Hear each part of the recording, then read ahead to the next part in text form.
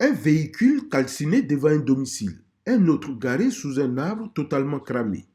Ces actes de vandalisme se passent à Bouna, une ville du nord-est de la Côte d'Ivoire.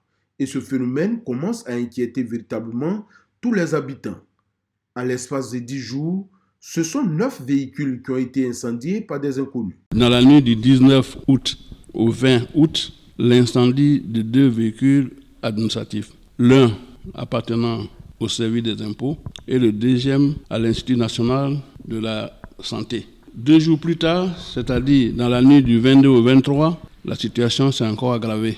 Nous avons enregistré 5 véhicules, dont 2 véhicules en état de panne qui étaient garés à des endroits différents et c'est un véhicule dans des garages.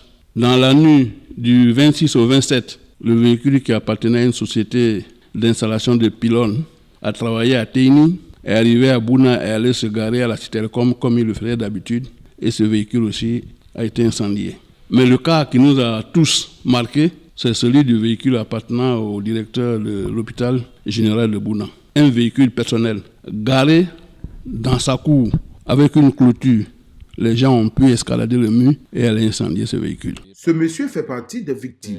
Lui et son voisin ont eu leur véhicule incendié par ces malfrats. J'ai été réveillé par mon voisin et c'était pendant qu'il pleuvait fortement. Voilà, nous avons entendu une détonation, une forte détonation. Bon, on a confondu ces détonations-là au grondement du tonnerre.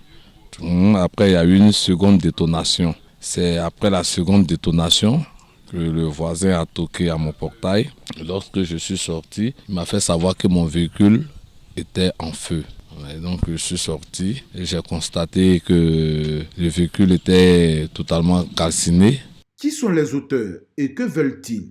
Pour le moment, aucune réponse. Mais il faut cependant retenir que leurs actes sèment la psychose au sein de la population. Cette peur, il faut le dire, elle existe quand même. Elle existe. Il y a cette peur-là qui est là, que le calme revienne. Parce que le Boukani nous tient à cœur. Il faut que la quiétude revienne. Pour les fonctionnaires que nous sommes, il peut dire qu'il y a la peur au ventre. Pratiquement, c'est la peur au ventre à la population. On n'arrive pas à vendre. Des fois même, les corps bien nous demandent de rentrer vite. Et puis, quand toi-même tu constates qu'il n'y a personne dans les rues, déjà la peur s'installe, on rentre à la maison. Le préfet des régions de Bounakani rassure les populations et leur demande d'entretenir une franche collaboration avec les forces de l'ordre afin de freiner ce fléau. Rassurer les populations, rassurer les fonctionnaires qui aujourd'hui ont la peur dans le ventre. Certains veulent être réaffectés, certains veulent se retirer avec leur famille en attendant. Mais je voulais leur dire que la situation est sous contrôle. Nos forces de défense et de sécurité en grand nombre veilleront à ce que chaque citoyen de cette ville soit en sécurité. Pour l'heure, aucun couvre-feu n'a été décrété.